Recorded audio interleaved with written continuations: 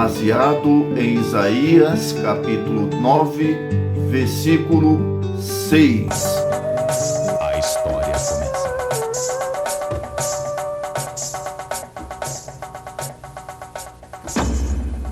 Naqueles dias, saiu um edito de César Augusto para que se fizesse o recenseamento de todo o mundo.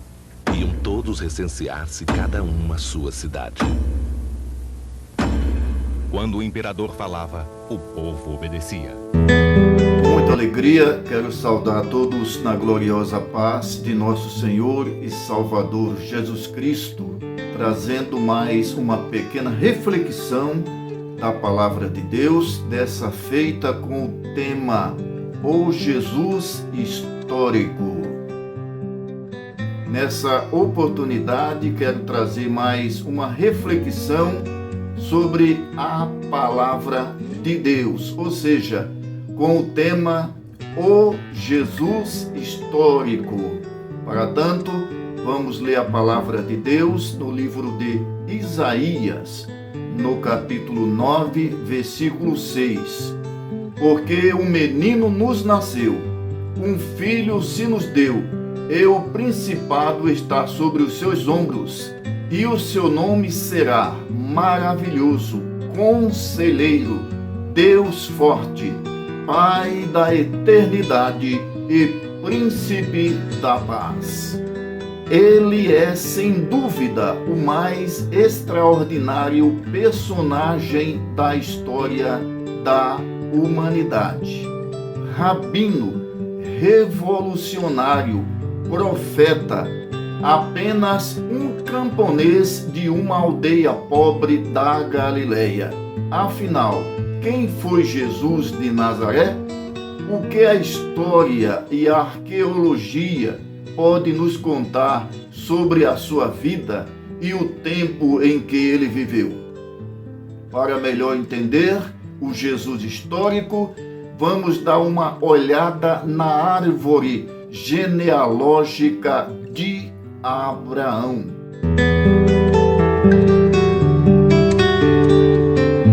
Estamos na cidade velha de Jerusalém e o assunto de hoje é cada uma das 12 tribos de Israel. Nós vamos falar das suas origens, dos seus nomes, mas principalmente dos seus símbolos. O primeiro patriarca vai ser Abraão, depois o filho dele Isaque e o neto Jacó.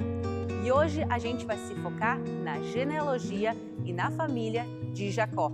Ele vai ter 4 mulheres, 2 esposas que são Raquel e Leia e 2 concubinas que são Bilá e Zilpá. E no total ele vai ter 13 filhos, ou melhor dizendo, 12 filhos e uma filha também. E desses 12 filhos vão surgir as 12 tribos de Israel. Começando pelo primogênito, Reuven. Aqui em cima a gente vê um círculo com os símbolos das 12 tribos de Israel.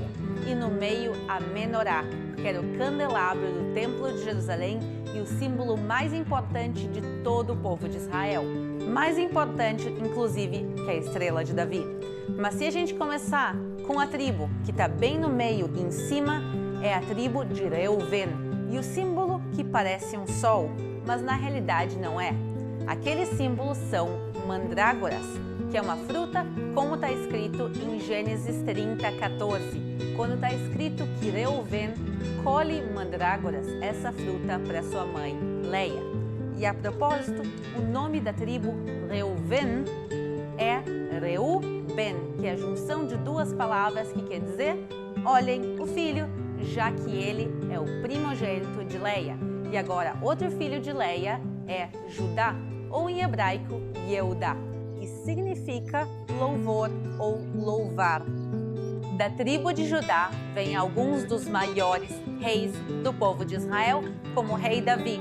E por isso, às vezes, a tribo é representada com símbolos como uma coroa ou como a harpa do rei Davi. Mas o símbolo mais importante na realidade é o leão de Judá, que é o que a gente vê também representado aqui. E também, como a gente vê aqui embaixo, com esses 2 leões. Mas o que a tribo de Judá tem a ver com o leão?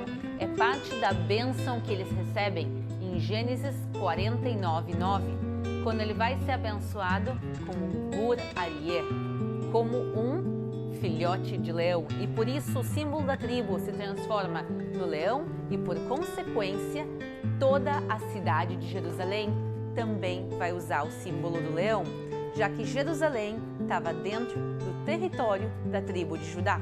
Então, vamos agora juntos ver a bandeira de Jerusalém. E aqui, lado a lado, a bandeira de Jerusalém com a bandeira de Israel. A bandeira de Jerusalém tem no meio o leão de Judá e em cima escrito Jerusalém em hebraico, que se pronuncia Yerushalayim. Outro dos filhos de Leia se chama Shimon, e o símbolo da tribo é a torre e as muralhas da cidade de Siquém. Dos 12 filhos homens de Jacó, cada um vai dar origem a uma das tribos de Israel. E chegou o momento de falar de Levi. O nome dele vem de Livui, que quer dizer acompanhar. Por quê? Porque eles vão ser escolhidos para fazerem os serviços a Deus. E dentro da tribo de Levi tinha uma família, que era a família de Cohen, que eles eram os sacerdotes também do Templo de Jerusalém. E por isso, qual é o símbolo da tribo de Levi? O símbolo é o peitoral do sumo sacerdote, onde a gente vê 12 pedras. Cada pedra dessas era preciosa ou semi-preciosa e representava uma das 12 tribos de Israel, já que o serviço de Deus eles faziam por todo o povo. O próximo filho é Zvulun. Qual o símbolo da tribo de Zevulun? É um barco, porque eles se encontram entre mares e por isso o barco vai ser o símbolo deles. E nos faltou comentar de mais um filho de Leia, que se chama Issachar, ou como a gente pronuncia o nome dele hoje em dia, mas no hebraico bíblico a pronúncia correta é Issachar. Então, Issachar tem como símbolo da tribo lua, estrela e o sol, dos filhos de Raquel. Ela vai ter 2 filhos, mas dela na realidade vão sair mais que 2 tribos. Mas vamos começar com o primeiro filho dela, que se chama Yosef. Em português a gente fala José. Yosef vem de Leosif e o símbolo dessa tribo são feixes de trigo, tanto por causa das visões que José teve, como também o trigo do Egito, já que esse é o mesmo José do Egito. Mas o que acontece é que a tribo de José vai se dividir em 2. Vai se dividir entre os 2 filhos dele, entre Menassé e Efraim. Então, na realidade, a gente tem aqui uma tribo que se divide em 2. Agora, então como a gente continua com o número 12? Porque na hora da divisão da terra de Israel entre as 12 tribos, 2 tribos na realidade não vão receber territórios. Primeiro José, porque entre aspas eles deixam de existir porque se dividem em 2, e também, como a gente viu antes, a tribo de Levi não recebe nenhum território e por isso a gente mantém o número 12. E agora o outro filho de Raquel se chama Benjamim. E ele é o caçula de todos os irmãos. Benjamim, ou em hebraico Binyamin, quer dizer o filho da destra. E o símbolo da tribo é um lobo, por causa da bênção dele de Gênesis 49:27. E na divisão das terras ele recebe a cidade de Jerusalém, a cidade mais importante de todas, apesar do território ser muito pequeno. Mas como? Se eu falei antes que a tribo de Judá ficou com Jerusalém. O que acontece é que, em teoria, eles receberam o território de Jerusalém e da região. O problema é que, na prática, eles não conseguem conquistar a cidade. E então, a cidade vai seguir na mão dos jebuseus até Davi vir e conquistar a cidade. E Davi é da tribo de Judá e por isso acabou que, na prática, a cidade de Jerusalém ficou nas mãos da tribo de Judá. Mas, apesar de eles terem um dos menores territórios entre as tribos, o território deles continua mantendo o nome até os dias de hoje. Então, até os dias de hoje, nós temos o município de Benjamim, aqui bem próximo de Jerusalém. vamos falar dos dois filhos de Bilhá, uma das concubinas de Jacó. O primeiro filho que a gente vai falar se chama Dan, que quer dizer literalmente juiz. E essa tribo tem dois símbolos diferentes. Um que é mais bonito, que é uma balança, que representa a justiça, também por causa do próprio nome dele, Dan, que significa juiz, mas também por causa dos versículos de Gênesis 49 e agora 16 e 17. E justamente por causa do versículo 17, a tribo de Dan tem como outro símbolo a serpente. E o outro filho de Bilhá se chama Naftali. E o símbolo dessa tribo é uma gazela, por causa do que está escrito em Gênesis 49, 21. E a última das mulheres de Jacó se chama Zilpá, e ela também vai ter dois filhos. Um deles se chama Gad, que quer dizer literalmente sorte. E por isso o símbolo da tribo deles vai ser uma tenda, já que o terreno que hoje em dia é a Jordânia é um terreno mais seco. O trabalho que eles faziam, eles eram pastores seminômades, e por isso a tribo recebe a tenda, que lembra o trabalho deles, já que eles estavam sempre se mudando e viajando para cuidar das suas ovelhas e dos seus animais. E a última das 12 tribos é a tribo de Asher, que vem da palavra hebraica Osher, que quer dizer literalmente felicidade. E o símbolo da tribo qual é? É uma árvore de oliveira, exatamente como a gente está embaixo de uma agora. Porque sua bênção em Deuteronômio inclui azeite. E as bênçãos também falam das suas comidas e da sua fartura. Não se tem nenhuma imagem ou retrato, gravura ou moeda cunhada com o seu nome. Normalmente, quando a gente pede uma prova concreta, nós esperamos um objeto palpável. A cama, a casa, a roupa, isso não tem. Mas no ponto de vista acadêmico, científico, nós trabalhamos com o que se estabeleceu como a múltipla confirmação. Isso é, quando autores diferentes que nunca se viram, que nunca se leram, que nunca se encontraram, são capazes de afirmar frases, ditos, ideias exatamente iguais entre eles. Sobre Jesus, Paulo, que é o autor mais antigo, ele é capaz de registrar palavra por palavra o que Jesus disse na última ceia, junto dos seus discípulos. Marcos, que veio muito depois de Paulo, sem nunca ter lido Paulo, foi capaz também de falar exatamente as mesmas palavras que Jesus disse. Quase tudo o que sabemos sobre a sua vida deve-se à inspiração de 4 homens que escreveram sobre ele muito tempo depois da sua morte. Esses homens foram Mateus, Marcos, Lucas e, finalmente, João. Eles escreveram em grego, embora Jesus provavelmente falasse aramaico, a língua de seu povo. Cada um conta a história um pouco diferente do outro, mas tomadas em conjunto, essas 4 histórias, escritas em língua simples, mas vívida, compõem o épico mais influente de todos os tempos. Então, há argumentação plausível para se dizer que Jesus existiu. Primeiro, nós temos que diferenciar o Jesus histórico que viveu na Palestina e, segundo, o Jesus da fé, o Salvador da humanidade. De onde o Jesus histórico, embora não exista muitas evidências escritas ou grafadas, como citei no início, o judaísmo, o Pentateuco proibiam o uso de imagens. Mas a arqueologia fornece apenas algumas pistas. Muitas outras informações são obtidas através das pessoas que vivem aqui atualmente e que ainda observam os mesmos costumes antigos.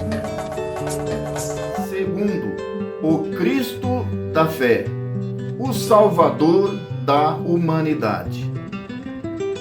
O Jesus histórico, embora não existam muitas evidências escritas ou grafadas, como citei no início, o judaísmo e o Pentateuco proibiam o uso de imagens.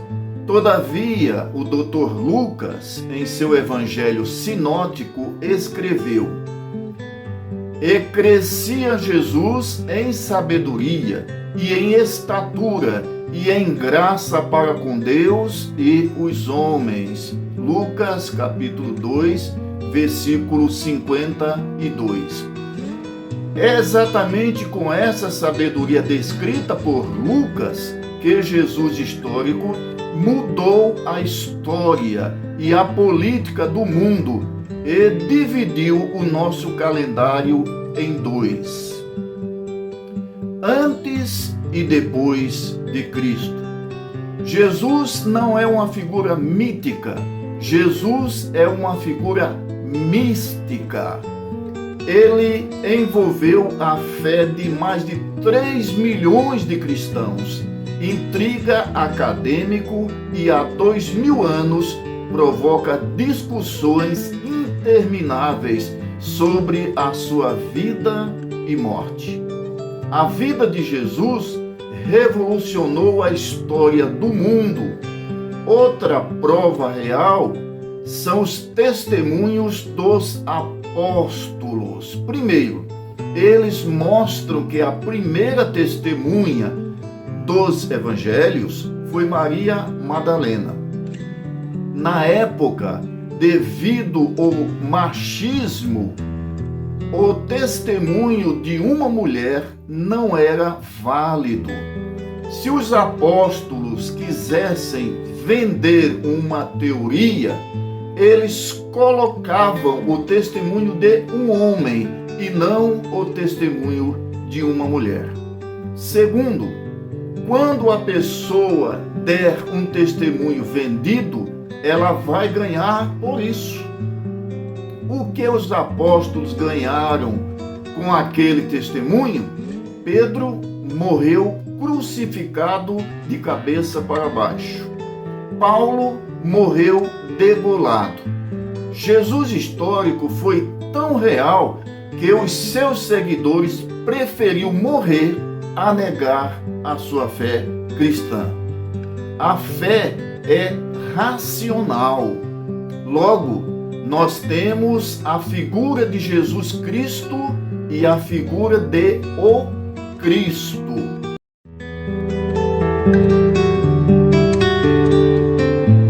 Jesus se tornaria o líder de um movimento cada vez mais multitudinário. Que filosofia ou prática cumpriam os essênios naquela época? Os essênios foram um grupo que tinha pensamentos muito importantes durante aquela época. Os essênios eram uma escola de pensamento iniciático, esotérico. Muito provavelmente Jesus, naqueles períodos da sua vida, dos quais se conhece relativamente pouco, porque está pouco explicado nos evangelhos. Estou falando do período da sua adolescência, da sua infância. Há muitas alusões a que Jesus possivelmente foi educado entre esses essênios. Os essênios foram um grupo, uma seita judaica que tem relação com a origem da pureza. A primeira notícia que temos sobre eles é a de Flávio Josefo, que diz que eles viviam no deserto de Judeia. Era um grupo que tinha se distanciado do sacerdócio oficial em Jerusalém, porque o consideravam cúmplice do Império Romano e corrupto na sua forma de viver a religião. Qual era o contexto social da época que pôde ter seduzido a Jesus e a João Batista a fazer parte dos essênios?